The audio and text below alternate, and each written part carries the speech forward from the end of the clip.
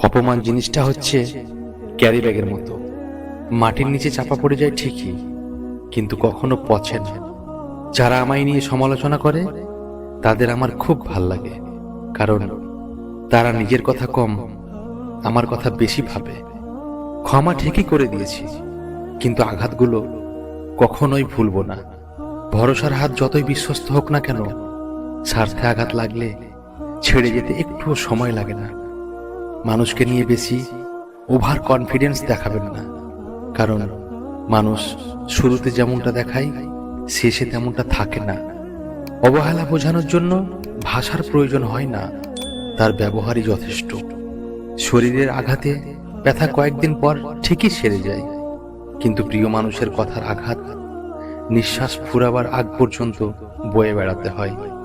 আমার সাথে কথা না বললে যদি তার সময় ভালো কাটে, তাহলে আমি তার ভালো থাকাটা নষ্ট করতে চাই না। স্বার্থ থাকলে ময়লা কাপড় থেকেও সুগন্ধি আসে, আর স্বার্থ ফুরিয়ে গেলে সুগন্ধযুক্ত কাপড় থেকেও দুর্গন্ধ আসে। এ জীবন আমাকে দুটি জিনিস শিখিয়েছে। প্রথম হলো নিজেকে নিয়ে খুশি থাকা, আর দ্বিতীয়টি হলো ঈশ্বর ছাড়া কারোর প্রতি বিশ্বাস না রাখা।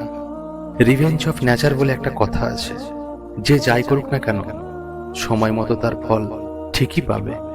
মানুষ চিনতে শিখে গেলে কারোর প্রতি কোনো অভিযোগ থাকে না, তখন মনে হয় দূরত্ব রাখাই বেশ।